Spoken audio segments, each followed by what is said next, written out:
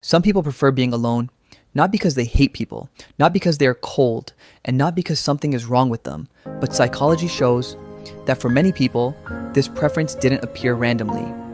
It was quietly shaped by early experiences, by patterns that formed long before adulthood. And once you understand these patterns, a lot of behaviors start making sense.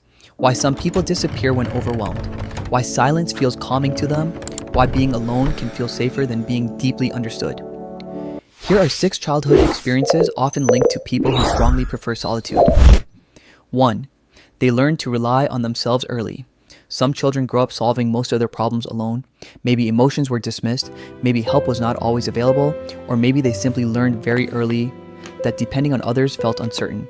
So instead of reaching outward, they adapted inward. They became independent, self-controlled, emotionally private, and over time, something important happened. Being alone stopped feeling uncomfortable. It started feeling familiar, and familiarity often becomes comfort. As adults, these people may appear very capable on the outside, but internally, they often struggle with one thing: letting other people truly help them. Not because they do not want support, but because self-reliance became survival. 2. Quiet felt safer than unpredictability. Some childhood homes feel emotionally loud, constant tension, arguments, pressure, unpredictable moods. When a child grows up in that kind of environment, the nervous system adapts. The brain starts craving calmness, the way thirsty people crave water, and eventually, silence becomes associated with relief. This is why some people feel exhausted after too much interaction. Not because socializing is bad, but because their mind learned to stay alert around emotional noise. For them, solitude does not feel empty, it feels peaceful, controlled, safe. Sometimes, the most calming sound to a person is simply nothing happening. 3. Their inner world became their safe place. Some children spend a lot of time inside their own mind, reading, imagining, observing, creating stories, thinking deeply. And psychology suggests that people with rich inner worlds often become more comfortable with solitude later in life, because they discovered something early. Being alone does not always mean being lonely. Their thoughts became company. Their imagination became space.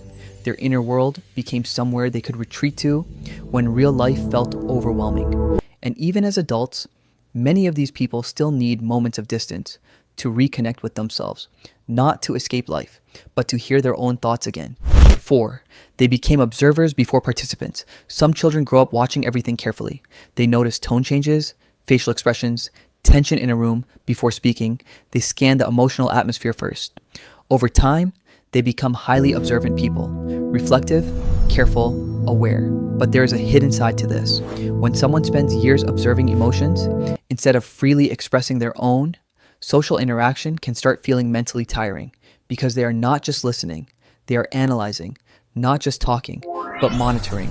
And eventually, solitude becomes a place where the brain can finally stop processing everyone else. 5. They learned that solitude restores energy. Psychology shows that people recharge differently. Some people gain energy from constant interaction, others recover through quietness, space, and reduced stimulation. And childhood can influence this pattern, especially if someone grew up emotionally overstimulated or constantly surrounded by pressure. For these people, being alone is not avoidance, it is regulation. It is how their nervous system resets, how their thoughts slow down, how their emotions settle. This is why some people suddenly withdraw after social events. It is not always rejection. Sometimes it is recovery. 6. They learn to confuse safety with distance. This is the one most people never talk about. Because for some people, solitude stopped being a preference. It became protection. At some point, being alone felt easier than being misunderstood, easier than being ignored, easier than feeling emotionally unsafe around the people who were supposed to make them feel seen. So the mind adapted quietly. It began associating distance with stability, closeness with risk, and this creates a very specific kind of confusion in adulthood. Part of them genuinely wants connection. They think about it. They miss it sometimes, but the moment it gets close, something inside pulls back. Not out of arrogance, not out of coldness, but out of an old habit of self-protection. And the painful part is, many people living this way never realize it. They call themselves introverts. They say they just prefer being alone. And maybe that is true. But sometimes, underneath the preference, there is a quiet fear that being truly known might not be safe. But here is what matters. Preferring solitude does not automatically mean someone is damaged, antisocial, or unhappy. Some people genuinely enjoy their own company. Some people think more clearly alone, feel more emotionally balanced alone, feel more like themselves alone. And there is nothing wrong with that. The real question is not, why do I like being alone? The real question is, does solitude help me reconnect with myself or hide myself from others?